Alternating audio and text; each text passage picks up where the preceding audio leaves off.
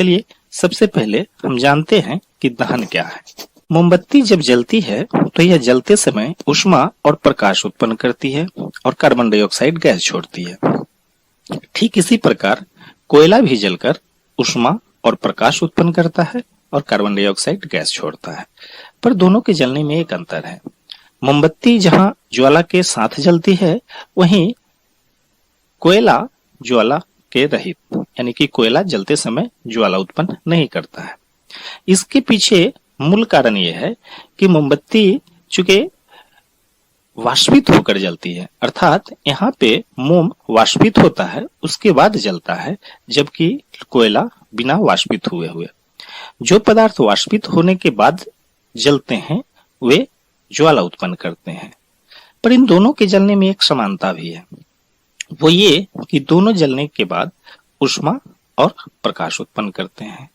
अतः हम कह सकते हैं कि दहन एक ऐसी रासायनिक प्रतिक्रिया है जिसमें ज्वलनशील पदार्थ ऑक्सीजन की उपस्थिति में जलकर ऊष्मा और प्रकाश उत्पन्न करते हैं।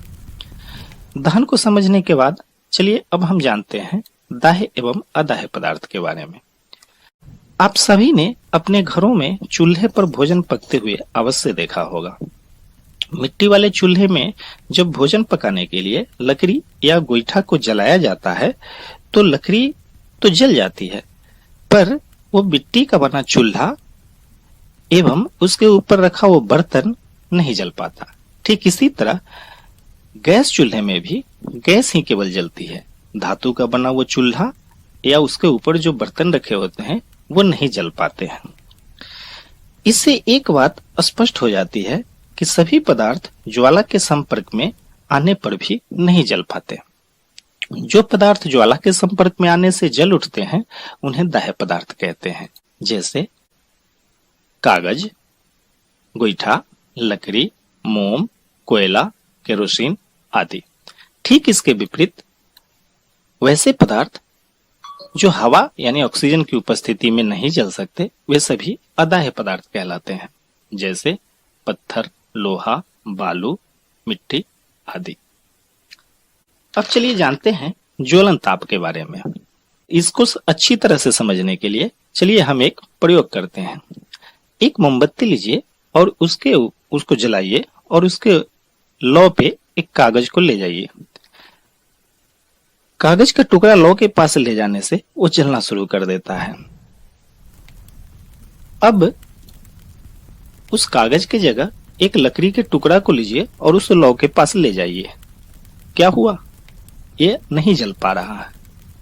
कागज जैसे ही लौ के पास हम ले गए वैसे ही वो जलना शुरू कर दिया, जबकि लकड़ी बहुत देर तक रखने के बाद भी नहीं जल पा रही है। लेकिन बहुत अधिक देर तक रखने के बाद लकड़ी भी जलना शुरू कर देती है। ऐसा क्यों हो रहा है? एक बहुत पहले जल जा रहा है, दूसरे को जलने में समय लग रहा है।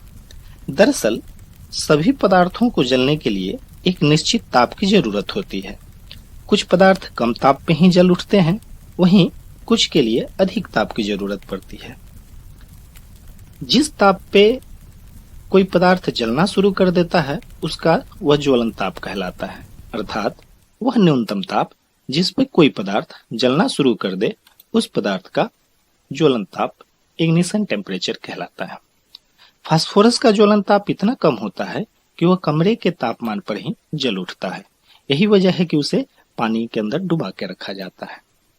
जिन पदार्थों का ज्वलन ताप बहुत कम हो और ज्वाला के साथ सरलता पूर्वक आग पकड़ लेते हैं, ऐसे पदार्थों को अति ज्वलनशील पदार्थ कहते हैं, जैसे द्रवित petroleum gas, LPG, petrol, alcohol, phosphorus आदि। ज्वलन ताप से संबंधित चलिए एक और क्रियाकलाप करके देखते हैं।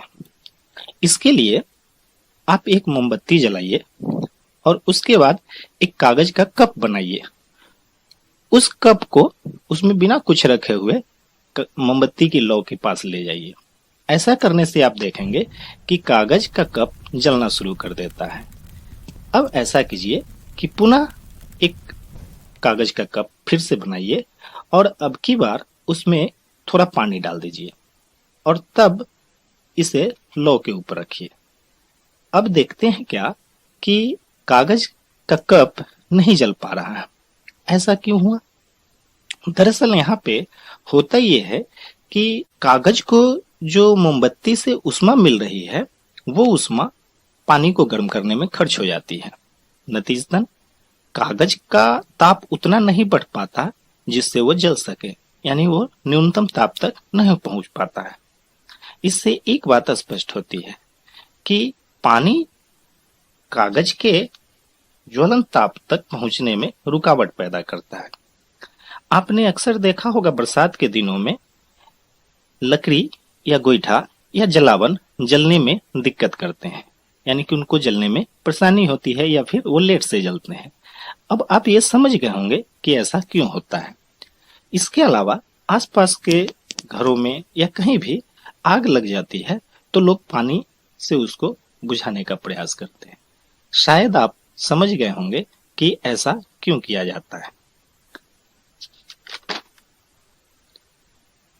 तो चलिए अब और जानते हैं कि दहन के लिए और क्या क्या होना जरूरी है। इसके लिए चलिए एक प्रयोग करते हैं। एक मेज पे एक मोमबत्ती जलाइए। अब उसे एक कांच की चिमनी से ढक दीजिए। ढकने के बाद उसके ऊपर एक प्लेट रख दीजिए। क्या हुआ? जैसे ही हमने प्लेट रखा, मोमबत्ती बुझ गई।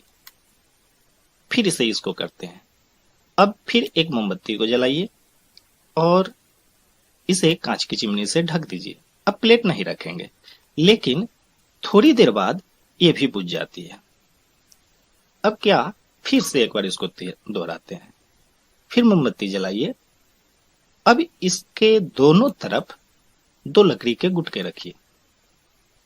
अब इसके ऊपर कांच की चिमनी। नहीं बुझी। ऐसा करने से हम पाते हैं कि मोमबत्ती नहीं बुझ रही है। अब बता सकते हैं कि पहले वाले दो प्रयोगों में मोमबत्ती बुझ गई। सबसे पहले जैसे ही हमने प्लेट रखा तुरंत बुझ गई। दूसरी बार हमने प्लेट नहीं रखा, फिर भी बुझ गई। और तीसरी बार हमने केवल ये किया कि नीचे दो लकड़ी के गुटके रख दिए। अब ये बुझ ही नहीं रही है। इससे क्या निष्कर्ष निकलता है, आप बता सकते हैं? सोचिए। इसको नीचे से हवा मिल रही है, यानी ऑक्सीजन को आने जाने का रास्ता बन गया। इससे एक निष्कर्ष निकल रहा है कि दहन के लिए वायु का होना अति आवश्यक है। बिना वायु या ऑक्सीजन के दहन की क्रिया नहीं हो सकती है। आपने अपने घरों में लालटेन या लैंप को देखा होगा कि उसके बत्ती के पास नीचे छोटे छोटे छिद्र बने होते हैं। ऐसा क्यों बना होता है, शायद आप समझ गए होंगे। तो चलिए, उपरोक्त क्रियाकलापों से हमने क्या जाना? उपरोक्त क्रियाकलापों से यही पता चलता है कि दहन के लिए 3 चीजों का होना आवश्यक है। पहला, ज्वलनशील पदार्थ का होना। दूसरा, ज्वलन ताप तक पहुंचने का उपाय। और तीसरा, हवा यानी ऑक्सीजन। चलिए इसके बाद हम जानते हैं ज्वाला के क्षेत्र के बारे में। तो ज्वाला के क्षेत्र, दरअसल मोमबत्ती की लौ को ही ज्वाला कहते हैं और इसके 3 क्षेत्र होते हैं। बाहरी क्षेत्र, यह नीला एवं अधिक गर्म होता है। यह अदीप्त क्षेत्र भी कहलाता है। चूंकि सबसे ज्यादा ऑक्सीजन इसी क्षेत्र को मिलता है, इसलिए यहाँ पूर्ण दहन की क्रिया होती है।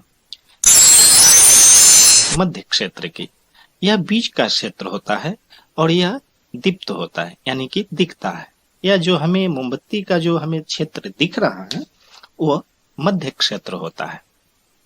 यह पीले रंग का होता है और यहाँ पे आंशिक दहन की क्रिया होती है, क्योंकि यहाँ ऑक्सीजन बहुत ज्यादा नहीं मिल पाता है।